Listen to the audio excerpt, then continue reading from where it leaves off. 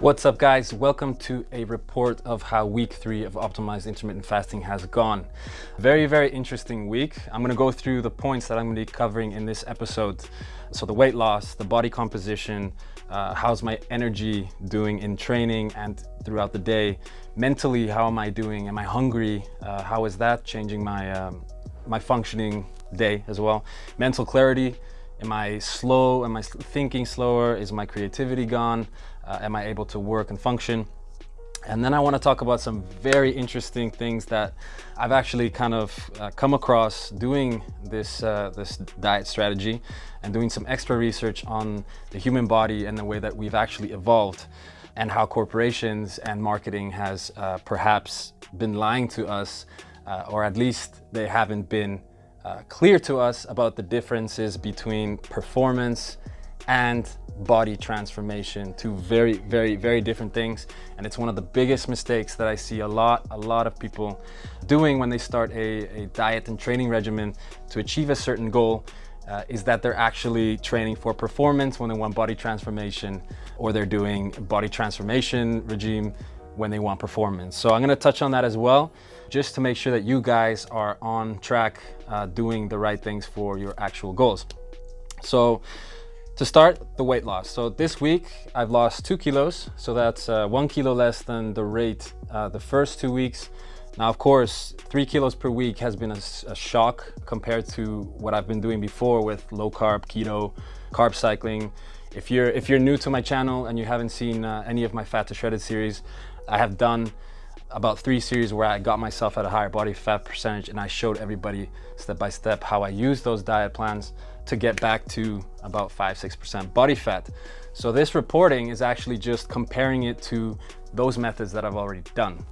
And of course, you will always find conflicting reports and scientific articles on each of every point, but I can, with a lot of confidence, say that this diet strategy is supported very well online and in literature.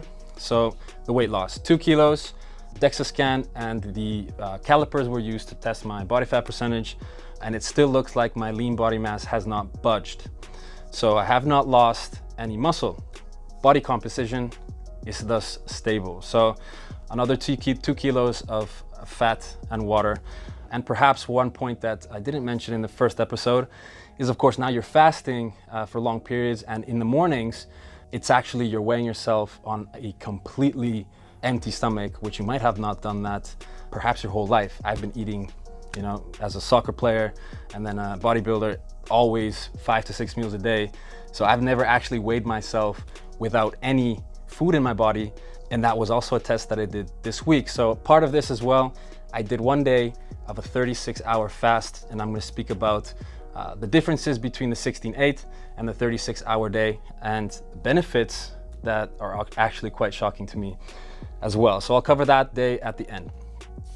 How was my energy? So we're into 3 weeks of intermittent fasting, at least 16 hours of fasting before any food is taken in, and generally I'm training the last 2 hours of the fast. Now, in the first 2 weeks, I did not feel anything in the gym. I felt great. I'm drinking coffee, I'm drinking a ton of water, and I'm drinking pre-workouts. So of course that maintains my energy in the gym. But this week I did find that I felt a bit sluggish. So it is a normal trait of depletion. So of course I'm getting far more depleted now. I'm still able to lift the same weight, although now I'm not able to reach the full range of reps that I was the weeks before. So that does not mean that you're losing muscle. That just means that your glycogen is so depleted, and your condition, of course, drops without that fast-acting sugar to help you pump those reps out. So there's no muscle loss, no strength loss, although I am not able to reach the rep range that I did the weeks before. And we're talking about maybe 1 or 2 reps less than what I'm normally doing for a certain weight. Mental, hunger. How's the hunger? Now, of course, I covered this already in the first episode. After the 3rd day of not having breakfast and lunch, your body adjusts amazingly. I am not hungry at all. I wake up, I drink a liter of water, I have some coffee, I'll have my pre-workout, I might sip BCAAs along the way, and I feel absolutely nothing. I feel great, and I'm not thinking about food, which is for me also a big surprise. So of course, once your body starts to get used to that lower insulin and blood sugar level, it starts to be able to control itself and not make you hungry when you don't need to be hungry. Now, very, very important point, mental clarity. So for me, of course, it's always really important as a businessman, making music and designing clothing and creating content. I need to be able to be creative. I need to have energy. I need to be able to work and mash out incredible Excel sheets for the business. How has that affected my clarity? Now, of course, when you would think of a 16-hour fast and you're not waking up and eating breakfast and lunch, you would feel sluggish. That is actually exactly what I thought would happen. But I can say with confidence that waking up and eating breakfast, where your macros are still cutting macros, as they are now with the intermittent fasting, after that first meal, insulin goes up, blood sugar goes up, and you're like this the rest of the day. You're hungry and you're actually far more sluggish. It's really, really interesting. I really recommend you guys do a bit of research on that as well.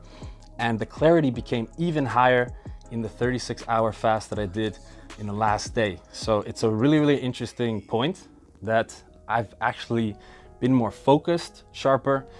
And the scientific reasoning behind that is, of course, when you're not eating food all the time, your body finally has a certain period of time to dedicate its resources, hormones, nutrients, to recover protein. So that's your skin, your muscles, and your brain neurons. So it's a really, really interesting topic. I felt sharper. Really, really good point. Now, getting into the very interesting topic that, you know, kind of started to flow up as I've been doing this diet, is I grew up being told that breakfast is breakfast of champions. You gotta eat your Kellogg's, you gotta eat your cereal, your fruits, your oats, whatever. You have to do that. You have to have lunch to function as well, etc. Now, if you look back at human evolution, and if you might even go back as close as your grandparents, we've actually only been eating 2-3 times a day max as humans. So your grandparents, they would even be doing intermittent fasting naturally. They would eat dinner at 6 or 7 o'clock, and then they might not eat till lunch, or they might eat breakfast, and there's still a 14 to 16-hour gap, which is quite interesting. There was no snacks. There was no commercials on television telling you that snacks are important and you need to eat tons of meals per day. They were leaner, healthier in most cases than this generation is now. So you see it already in the way that we used to live and used to look. Now, again, don't get me wrong. There's a big difference between performance and body transformation. So I played professional soccer in Europe. Breakfast and lunch and snacks in between is an absolute must. If you are a performance athlete that requires a lot of energy, a lot of power, and you're burning tons of calories per day, definitely intermittent fasting is not the thing for you. It is a performance lifestyle. If that is what you're doing now, then ignore this section of the video, because performance does demand a lot more energy and thus a lot more food. But of course, we're now talking about losing body fat, and I think in most cases, even just maintaining where you are. Now, body transformation, of course, is what we're doing with this plan now. This is a body transformation. We are changing our body composition. You know, growing up, being told you need to have breakfast, that's something that I would go crazy thinking not to eat breakfast. So after trying this, it's an absolute lie what Kellogg's and all these companies are telling you. Nutella, putting chocolate on bread for breakfast, absolutely insane, actually. So don't let that get to you. Don't let the marketing that's been put out there, the way you grew up, get in the way of you trying this out, because till now, it has been only success. So this is the report for the 3rd week. Next week, same thing again. And I hope you guys have started to try it and started to do your research on it. Normally, when I do these Fat to Shredded series, I go in a lot more depth with the content that I put out, but these are just quick reports so that you guys can see the comparison between what I'm doing now and what I've done in the past. So get out there, learn, and execute. See you guys next week. Just kidding. I have one last point that I forgot to mention.